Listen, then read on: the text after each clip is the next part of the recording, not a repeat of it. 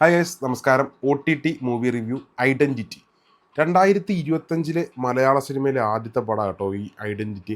ഇതിലുള്ളത് തൃഷയുണ്ട് തമിഴിൽ നിന്ന്, പിന്നെ നമ്മുടെ ടൊവിനോ ഉണ്ട്, അർച്ചന കവി ഉണ്ട്, ഷമ്മി തിലകൻ ഉണ്ട്, പിന്നെ അജു വർഗീസ് ഉണ്ട്. അങ്ങനെ കുറേ ആളുകളുണ്ട്, വെൽ നോൺ ഫേസ് ആയിട്ടുള്ള കുറേ ആളുകളുണ്ട്. പടം എങ്ങനെയുണ്ടെന്ന് വെച്ച് കഴിഞ്ഞാൽ ഒരു ഇൻവെസ്റ്റിഗേഷൻ ത്രില്ലർ എന്ന് പറയാൻ പറ്റില്ല, ഒരു ത്രില്ലറാണ് പടം. സ്കെച്ച് ആർട്ടിസ്റ്റ് ആയിട്ടുള്ള ടോവിനോ, പുള്ളിക്ക് കുറച്ച് എന്താ പറയുക, ഒരു വൃത്തിയുടെ അല്ല, കുറച്ച് അടുക്കും ചിട്ടയുടെയൊക്കെ ആയിട്ടുള്ള എന്തോ ഒരു ഇതൊക്കെ ഉണ്ട്. എനിക്ക് കുറേ മെഡിക്കൽ ടേംസ് ഒക്കെ എൻ്റെ ഫസ്റ്റ് ഹാഫിൽ പറയുന്നുണ്ട്, ഒന്നും മനസ്സിലാകുന്നുണ്ട് അതൊക്കെ എന്താണെന്നൊന്നും.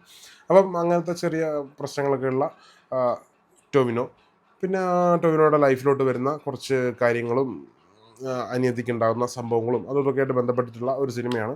അവസാനം ഒരു ഫ്ലൈറ്റിനകത്ത് വെച്ചിട്ടുള്ള ഒരു സ്റ്റണ്ട് കാണിക്കുന്നുണ്ട്, അതെനിക്ക് വളരെ ഇഷ്ടപ്പെട്ടു. പിന്നെ ഒരു കാർ ചേസ് ഉണ്ട്, അതും അടിപൊളിയായിട്ടുണ്ട്.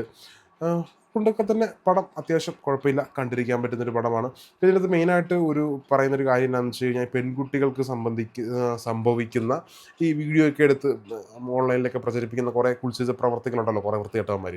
അവന്മാരെ കുറച്ച് കാര്യങ്ങളൊക്കെ ഇതിനകത്ത് പറയുന്നുണ്ട്. അപ്പം എന്താ പറയുക, ഇത് പറഞ്ഞ കൂട്ടത്തിൽ പറഞ്ഞു പോവുകയാണ്, ഈ സ്നേഹിക്കുന്നവരും പ്രേമിക്കുന്നവരും ആണെങ്കിൽ മ്യൂച്വൽ കൺസേൺഡോട് കൂടി ആണെങ്കിലും ഒരിക്കലും ഇതുപോലത്തെ വീഡിയോ ഒന്നും എടുത്ത് ഫോണിൽ വെക്കാതിരിക്കുക. ഈ ഫോൺ എന്നൊക്കെ പറഞ്ഞാൽ അത്ര വലിയ സേഫ് ആയിട്ടുള്ള കാര്യമൊന്നുമില്ല. ക്രൗഡിലോട്ടൊക്കെ എടുത്തിട്ട് കഴിയുമ്പോൾ ഇത് കാരയിലോട്ടൊക്കെ വരുന്നു, എങ്ങനെയൊക്കെ വരുന്നു എന്നുള്ള കാര്യം നമുക്കറിയില്ല. സോ ഞാനിപ്പോൾ ഇത് പറഞ്ഞ കൂട്ടത്തിൽ പറഞ്ഞതേ ഉള്ളൂ. അതേപോലത്തെ കുറച്ച് കാര്യങ്ങളൊക്കെ ഇതിനകത്തുണ്ട്. പടം അത്യാവശ്യം നല്ലൊരു പടം തന്നെയാണ്. പിന്നെ കുറച്ചൊക്കെ നമുക്ക് ലോജിക്കിന് നിരക്കാത്ത രീതിയിലുള്ള കാര്യങ്ങളൊക്കെ ഉണ്ട്. സെക്കൻഡ് ഹാഫിലോട്ടൊക്കെ വരുമ്പോൾ കണ്ടിന്യൂറ്റിയൊക്കെ എവിടെയൊക്കെ നഷ്ടപ്പെടുന്നു. കുറച്ച് ഇടയ്ക്കൊക്കെ പറയുന്നത് 48 മണിക്കൂറിന് മുമ്പ്, 48 മണിക്കൂർ ശേഷം, അങ്ങനെയൊക്കെ കുറച്ചൊക്കെ നമുക്ക് കൺഫ്യൂസ്ഡ് ആക്കുന്നുണ്ട്. പക്ഷേ എങ്കിലും പടം അത്യാവശ്യം കണ്ടിരിക്കാം.